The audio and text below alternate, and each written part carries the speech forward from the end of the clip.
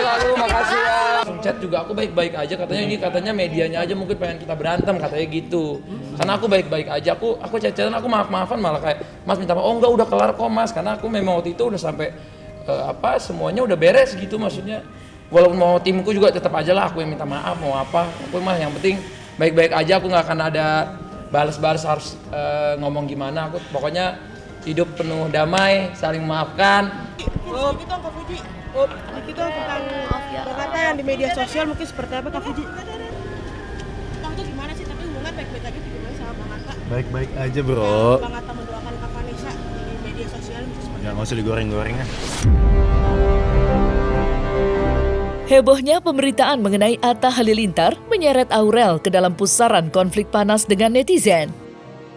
Bagaimana tidak, Aurel dengan tegas membela sang suami dari berbagai hujatan netizen yang dengan keji mencibir dan menghujat suaminya. Dalam postingannya, Aurel menyebut jika suaminya telah difitnah, sedangkan mengenai konten Jangan Dea hanya mengikuti apa yang sedang viral di media sosial tanpa ada maksud sindiran terhadap pihak manapun. Lantas, seperti apa komentar Anang dan Ashanti mengenai permasalahan tersebut?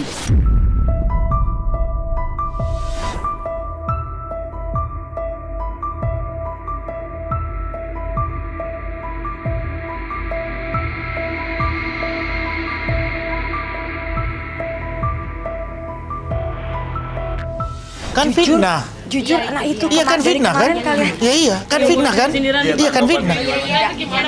Lo bukan gini, maksudnya aku itu kan fitnah.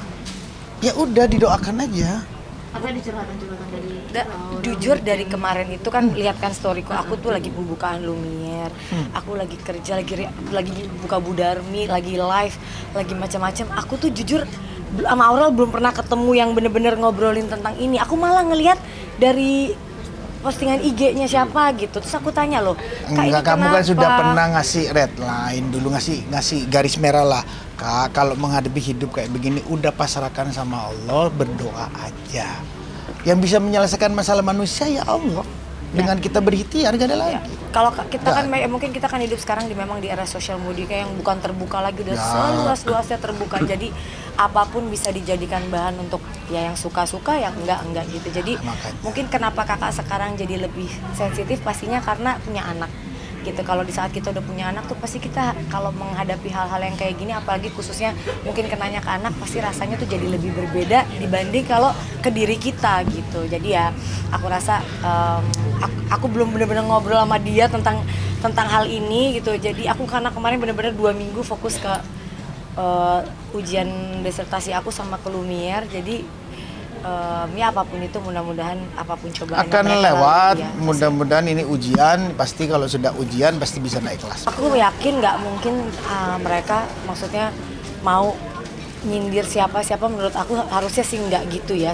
Mungkin ada salah paham atau gimana, aku nggak ngerti juga, belum ngobrol juga. Itu udah dijelasin fitnah tadi. Tapi kalau menurut aku Aurel sama Abang harusnya nggak punya sikap atau sifat yang seperti itu sih menurut aku ya. Saya bukan karena aku orang tuanya, tapi nanti coba aku tanya lagi apa permasalahannya, karena jujur bener-bener lagi nggak.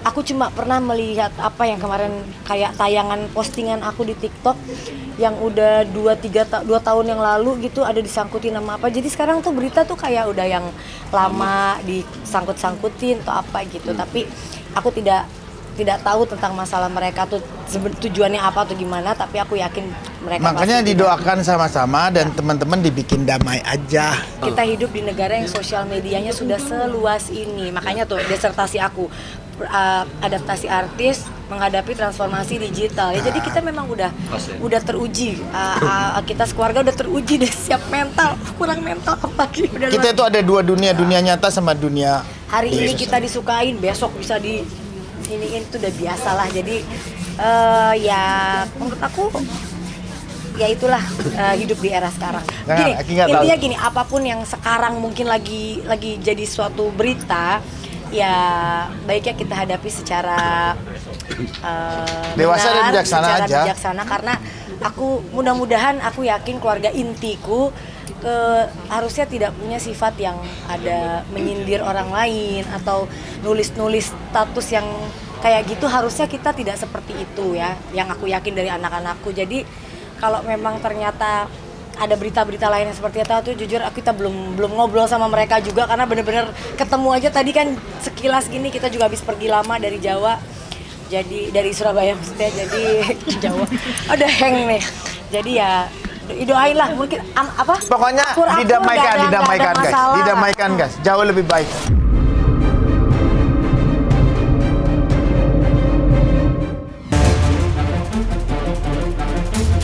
Oh guys, untuk si sidang PK-nya Rivaldi sih, alhamdulillah sih sudah mulai merucut ya Mbak ya, dari saksi dan segala macam sudah kami persiapkan semuanya. Kemungkinan sih dalam waktu dekat ini juga sudah mulai siap untuk diajukan, jangan sampai nanti putusan saka lebih dulu kita baru ngajuin. Jadi pengennya sih mudah-mudahan bisa barengan dan tidak terlalu jauh gitu. Kalau semua orang menanya, kenapa tidak dari dulu? Kenapa tidak dari dulu? Dan kenapa kita nggak ingin dari dulu ya? Intimidasinya kita selalu kuat ke kita tuh. Setiap sidang kita selalu didatangin banyak. Gimana kita mau fair-fairan? Sedangkan jaksa maupun majelis juga sudah selalu mengintimate bahwa 8 terpidana ini adalah bersalah dan melakukan najis. Itu kan seperti itu. Kita nggak ada takut sama sekali dan kita juga nggak ada kaitannya dengan itu. Kalau bukti itu, alhamdulillahnya sekarang banyaknya bermunculan saksi ya untuk khusus Rivaldi ya, terlepas dari yang beberapa konten yang sekarang muncul lagi ya, saksi-saksi yang katanya melihat kejadian pada malam itu naik motor yang itu gitu, muncul saksi baru itu. Silakan, tapi untuk khusus Rivaldi alhamdulillah banyak sekali teman-temannya yang sebenarnya pada tanggal 27 itu bareng sama Rivaldi yang tadinya nggak mau tampil, akhirnya sekarang tampil. Mereka siap memberikan kesaksian demi Rivaldi, dan karena saya tahu kata mereka bahwa Rivaldi ya Rivaldi dan aliasnya juga Ucil bukan Andika. Kan seperti itu. Akhirnya pun kami bersyukur, alhamdulillah gitu kan. Jadi hanya saja mereka itu tidak ingin ditampilkan kembali. Itulah membuat kami akhirnya bikin komitmen dari sama mereka untuk mengunci, dalam artian kita tidak akan memball up mereka, memberitahu siapa-siapa sih saksinya, tidak. Kami akan mengunci banget karena untuk identitas mereka juga, buat kehidupan mereka sehari-hari. Mereka nggak mau banyak tampil sana-sini gitu. Untuk khususnya saksi untuk Rivaldi. Satu pesan saya, semuanya kita menghormati hukum. Semuanya itu kita betul-betul mendudukkan hukum pada proporsinya. Siapapun yang salah, layak untuk dijatuhkan sanksi. Kalau penyidikannya betul-betul ada jadi masalah, ya betul-betul dievaluasi. Siapa yang melakukan penyidikan, sehingga tidak terjadi lagi di kemudian hari hal-hal yang sama. Ditambah lagi, si Rivaldi itu memang tidak mengenal 7 terpidana tersebut gitu. Bagaimana pasal 340-nya itu bisa dikuatkan gitu kan, dengan adanya kan itu 340 kan pembunuhan berencana ya, di mana mereka merencanakannya, dan bagaimana mereka bisa tahu bahwa pada saat itu Eki kan lewat kan gitu. Bisa aja kan Eki lewatnya Kali Tanjung, lurus langsung ke Sumber, ya kan? Itu kan di 340 berencana. Berarti kan pada saat itu siapa tahu ada, maaf ya, cepu yang bilang nih Eki lewat sini, barulah mereka nyerang kan gitu. Dan alat bukti yang dipakai juga tidak terang. Balok lah, batu juga nggak ada. Sedangkan dibilang adanya samurai yang nusuk. Samurai itu kan alat buktinya Rivaldi di kasus yang sajam ini kan dipakai nih, alat buktinya dibuat kasus Vina kan. Tapi di dalam BAP-nya pakainya samurai. Dari mana orang Rivaldi bawanya juga cuma mando kecil, istilahnya kan seperti itu yang disaku kantongnya dia gitu. Nggak ada semua bukti itu dari BAP, hanya saja pada... Kalau menurut saya polisi buka semuanya saja supaya terang benderang. Sehingga berita kasus yang viral ini itu akan selesai dengan indah. Itu yang paling penting sebenarnya. Harapan saya saat ini, saya berharap majelis MA saat ini nanti kita ngajuin PK itu bisa membaca detil dari awal, dari BAP, putusan banding sampai kasasinya Rivaldi dibaca secara detil. Nah, terus juga biar hukum ini terbuka bahwa benar anak ketujuh ini adalah bukanlah pelaku, termasuk klien kami yang namanya dijadikan berubah menjadi Andika gitu kan, yang perannya itu tidak pernah ada di situ tapi perannya itu diubah namanya menjadi Andika. Saya berharap banget saat ini hukum tuh bisa benar-benar tajam ke atas, benar-benar bisa terbuka, jangan sampai seperti tahun 2016 atau 2017 yang sebenarnya semua tertutup sangat, media tidak bisa masuk. Kami pun tim pengacara juga benar-benar diintimidasi, tidak bisa melakukan apapun gitu. Mudah-mudahan di saat ini semua itu bisa ada titik terangnya. Semua orang bisa bermunculan, termasuk kalau memang ini adalah kasus pembunuhan bisa dibuktikan bahwa siapalah pelakunya.